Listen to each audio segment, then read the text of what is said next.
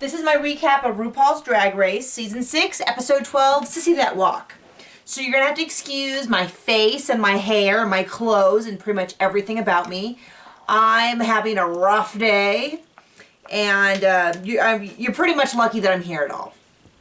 So we are at the second to last episode. There might be a reunion show. I'm not sure on the timing, but we are almost at the end. So we're at 5 queens. We go right into it. We find out that there will be no mini challenge. We're going straight into the main challenge, and they will be eliminating 1 queen. Okay, guys, settle down. Sorry, my little dogs are fighting, or play fighting. It's a pretty standard episode. So we've seen iterations of this every single season, which is they're doing a music video for a RuPaul song, which is Sissy That Walk. They will have some choreography, some lip syncing. There'll be an acting scene with RuPaul where each queen one-on-one will interact, and they have a lunch with Ru where they kind of, I don't know, I feel like they kind of complete everyone's storyline. But let's go through it bit by bit.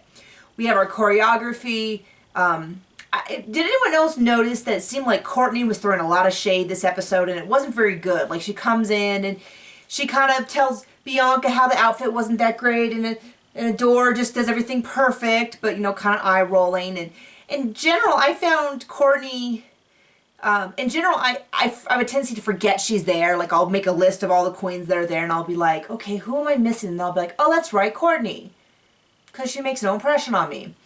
And I feel like this episode, she did make an impression, which was negative. So I kind of think that they're setting it apart. I really feel like this is a race between 2 of the queens. I'll get to that. Anyway, they do the choreography. Courtney's doing okay. Bianca's cracking a lot of jokes, as she always does. Adore and Darian are both kind of struggling. Let's see. We have our lunch with Ru, which I feel like is really just to complete all the storylines that have any good facts that haven't been brought up get brought up. So we find out that Adore's, it doesn't really have a relationship with her father. He was bothered even at a young age. Adore's father thought he was too feminine, all that kind of stuff. So we kind of get that out. We find out that Darian was sort of invited to leave at an early age. So that's kind of their storylines, things that hadn't gotten brought up. Ru once again readdresses that Courtney doesn't really seem to be very real or vulnerable or anything like that. And Courtney's like, well, this is just who I am.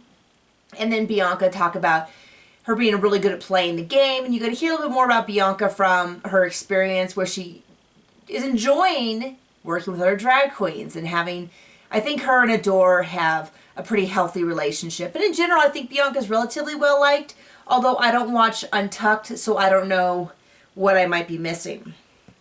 Anyway, they do the dance, they do their lip sync. We do the acting scene with RuPaul, where I don't think anybody really failed.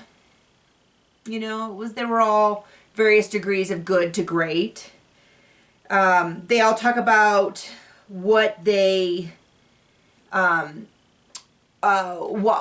they should be the winner, and they have a big lip sync off.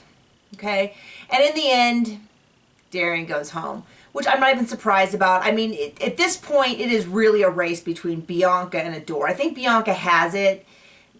Just unbelievable. What I'd like to see, though, is a Bianca Adore, like, spin-off show. Like, they need to go do stuff together, because I love them together, especially, because they're so funny working off each other, and Adore's totally open to that.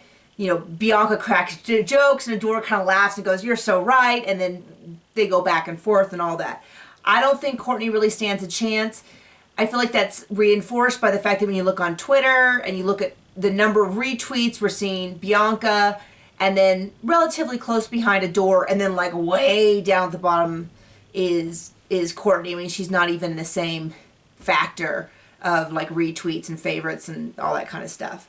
So my prediction is that we will have that Bianca is really our forerunner. If it was Adore, I wouldn't necessarily be upset, but I would hope that Bianca gets an amazing career out of this, because I could watch her nonstop for days. I think everything she says is hilarious. So there we go. I will see you guys soon.